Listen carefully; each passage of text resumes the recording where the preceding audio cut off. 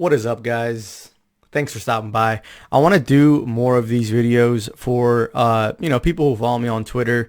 Sometimes there's just way too many things that I want to say and I don't have maybe enough room to really articulate what I want to say about a game. So here I am in front of the camera. Today we're talking about Ghost of Tsushima. This is a game that I absolutely freaking adore, man. And I've said it before, I'll say it again. It's one of those games that I knew it was going to be good, but I didn't know it was going to be that good because, man, it was so amazing. And I don't usually like play a game again unless I really like it. And most of the time, I don't even finish it like the second playthrough, just because like other games come out and stuff like that. But man, I'm playing New Game Plus, and I'm just reminded at how good this game is, and it does so many things right. Like the combat, I always talk about the combat. The combat is just like I think the combat is one of the best combats like ever in a video game. Like swordplay, violent, just gritty samurai, combat. It's just so good. It reminds me a little bit of like the Batman series. It reminds me a little bit of like the Spider-Man, the Spider-Man on PS4, and it just has that, like, you can counter, you can block, you can attack, and it just feels really satisfying. And obviously the gore and the blood definitely adds a lot to the immersion and the experience. But aside from just like the combat, it's the depth of the combat and like the way you can play Ghost, as opposed to Samurai, or mixing it up. Like I love the fact that you can kind of break code of honor and kind of do that stuff if you want. You can play stealth and everything like that. I honestly love the sword play so much, and I love the challenge of taking 4 or 5 guys on at once, that I hardly ever use like the Ghost stuff. But like mixing and matching is so amazing. When you drop like a smoke bomb and then you can just chain assassinate people, like it's just so good, man.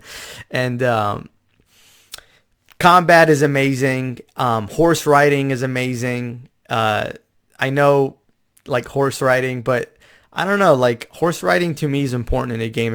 If there's a horse in your game and you can ride it, it better fucking feel good.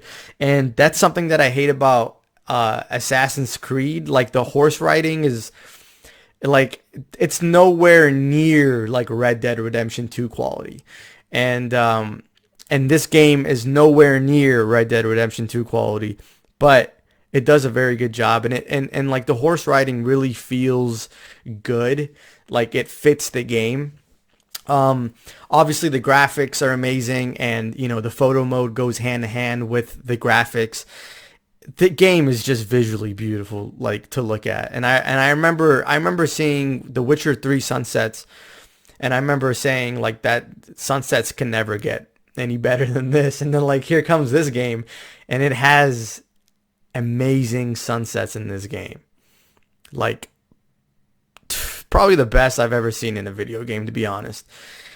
But yeah, this game is just so much fun. I love the story. I love the character of Jin. I love that he has this conflict within himself of, does he stay honorable? Does he stay samurai? Or does he break his code and fight this enemy that doesn't follow the rules and is just savage and barbaric, the Mongols. And the storyline was awesome. Like I really love the storyline. I really like the supporting characters and their conflicts and how you help them. And then, oftentimes in the storyline, you all get together and there's a battle, and just awesome work. The music is amazing. The soundtrack to the game is really great. And it's just such an amazing game. Like I really feel like they really kind of nailed everything here. I wouldn't say like it's perfect. There's flaws and there's issues.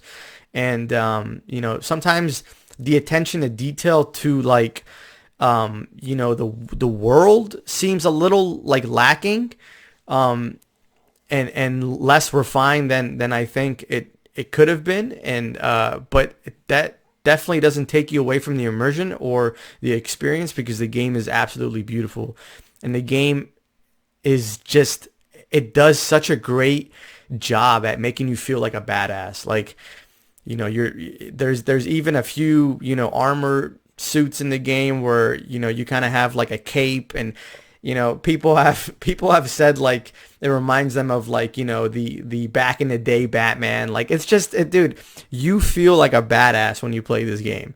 And obviously the combat takes a little bit getting used to. I've heard it's a challenge for some people, and like I play a lot of like Dark Souls type games, so I would say I'm pretty good at like, countering and attacking and knowing when to block and kind of evade. So like, to me, this was a little reminiscent of like a very, very like light Dark Souls, maybe, inspired or type game. But for me, I mean, I play it on hard and I enjoy it a lot. And, you definitely have to be quick a little bit because you can be overnumbered. And that is where the ghost techniques do a really great job at,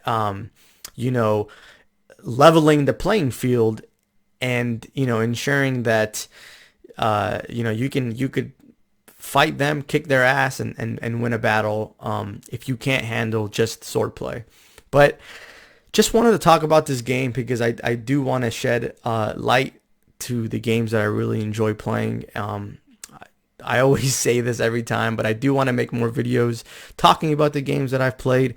I definitely want to make a video talking about next generation. It's around the corner. PlayStation 5, Xbox Series X and S. But excuse me, this is all the time that I have for you guys today. If you haven't played Ghost of Tsushima, go out there and play it. If you have a PS4 or a PS4 Pro, obviously the Pro is going to take more advantage of the visuals. If you like open world, if you like, anything Japanese related, this game is definitely worth your time. I think if you have a PlayStation 4, definitely play this game. You're gonna freaking love it, and it's one hell of an experience. It was one of my favorite games of this whole generation. But that is all, guys. I hope you have a great one. Take it easy.